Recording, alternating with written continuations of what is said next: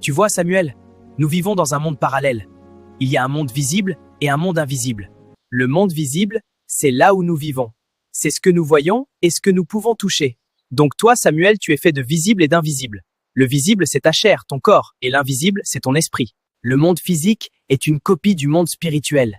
Tout ce que nous avons dans le monde physique, nous l'avons dans le monde spirituel. Les voitures, les immeubles, les écoles et tout ce que tu peux voir ici. Mais comment je fais si je veux aller là-bas? On y va en esprit. Il y a deux moyens. Soit tu utilises le chemin de Dieu qui est le Saint-Esprit, soit tu utilises le mauvais chemin qui est celui des esprits malins. Le chemin de Dieu, c'est à travers la prière au nom de Jésus-Christ. Et le mauvais chemin, c'est les marabouts et toutes les pratiques qui n'invoquent pas Jésus-Christ. Dans le monde invisible, il y a deux royaumes. Le royaume de Dieu et le royaume de Satan. Mais Dieu est souverain au-dessus de tout. Même s'il y a deux royaumes, c'est lui qui a le dernier mot. Rien ne se passe sans qu'il le permette. Et qu'est-ce qu'il y a dans les deux royaumes? Le royaume de Dieu, c'est là où on trouve les gens qui obéissent à Dieu. C'est le royaume de la lumière. Les gens sont humbles, polis, en joie, en paix, il y a l'amour, tout ce qui est bien. Par contre, le royaume des ténèbres, c'est tout ce qui est mal. La haine, les mensonges, la jalousie, les bagarres.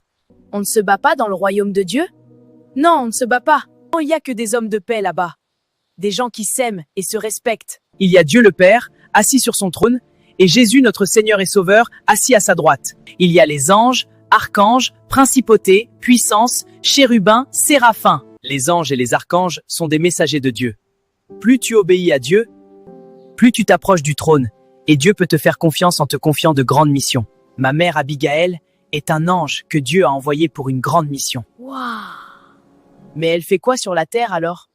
Un ange, c'est un esprit qui vit dans le royaume de Dieu. C'est parce qu'elle a une double mission, dans le monde spirituel et dans le monde physique. Gloire à Jésus! Ces anges sont des esprits qui ont accepté d'obéir à Dieu et qui sont guidés par un seul esprit, l'Esprit de Dieu. L'Esprit de Dieu est encore appelé le Saint-Esprit. Il habite en nous et il ne produit que le bien. Et le royaume des ténèbres alors? Dans les ténèbres, il y a Satan qui est le chef. Puis il y a beaucoup d'esprits mauvais. Ces esprits sont tellement mauvais qu'ils se sont spécialisés dans un mal spécifique pour combattre le plan de Dieu. Il y a par exemple l'esprit d'orgueil, l'esprit de vol, l'esprit de manipulation, l'esprit d'impudicité, de séduction, de haine, de mensonge. Tous ces esprits obéissent à un maître, qui est Satan. La barre, plus tu fais des sacrifices, plus tu montes en grade. La dimension du mal que tu fais te qualifie auprès de Satan. On y retrouve tous ceux qui ont rejeté Dieu, ceux qui ont fermé totalement leur cœur à lui. Par exemple, quelqu'un qui entre volontairement dans une loge pour... Le plus souvent, ils sont en captivité, enchaînés. Soit parce qu'ils n'ont pas encore confessé Christ et qu'ils sont ignorants. Et enfin, il y a aussi ceux qui ont confessé Christ, mais qui sont têtus, désobéissent à Dieu et n'arrivent pas à vaincre le péché. Mais Dieu est tellement miséricordieux et bon que tous ceux qui se trouvent dans les ténèbres peuvent en sortir, soit en confessant Christ, soit en renonçant sincèrement au péché. Quand tu te repens de tes mauvais actes et tu reconnais Christ comme Sauveur et Seigneur, tu quittes le royaume des ténèbres. La repentance a un effet immédiat. Tu obtiens ta délivrance. Même celui qui a commis les plus grands crimes, s'il se repent sincèrement, Dieu le pardonne. Tu peux aussi quitter les ténèbres par la prière d'une autre personne du royaume de Dieu.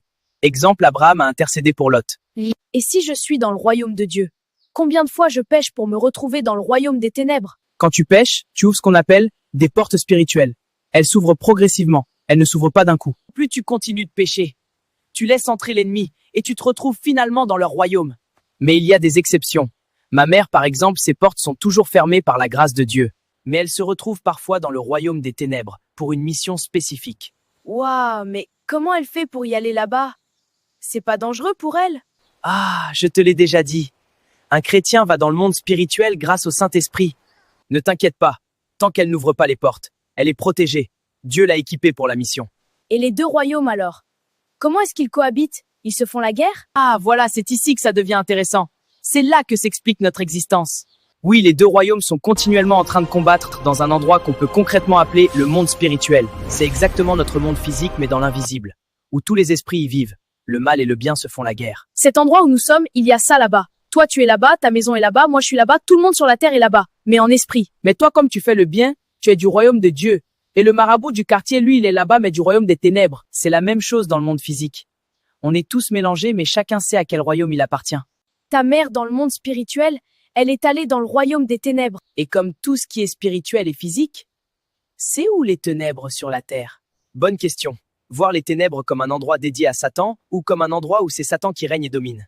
Ça peut être par exemple chez un marabout, dans une boîte de nuit, une fausse église, et même beaucoup de réunions dans nos quartiers. Par abus de langage, on peut appeler tous ces lieux le monde. Caïn avait un cœur qui avait complètement rejeté Dieu. Abel est allé dans le monde, entre parenthèses, le champ de Caïn, et il est mort. Mais tellement le mal nous entoure, qu'on peut considérer notre monde ténébreux. On y vit, mais nous ne sommes pas de ce monde. Le Seigneur lui-même l'a dit. Et si le royaume des ténèbres domine la terre, il y a donc pas, ça n'existe presque pas. Fais de ton corps le royaume de Dieu. Ou bien le chez toi avec ta famille, un asile de paix et d'amour. Donc nous sommes sur un terrain de combat entre le bien et le mal. Mais le plus grand combat se joue dans le monde spirituel. Et nous devons combattre le mal en obéissant au commandement de Dieu pour accomplir notre destinée. Car toute âme créée par Dieu a une destinée. Et le plan de l'ennemi est de combattre l'accomplissement de cette destinée. Vu que Dieu est esprit, il agit uniquement dans le monde spirituel. Il programme la destinée des nations et des hommes qui doivent bâtir ces nations.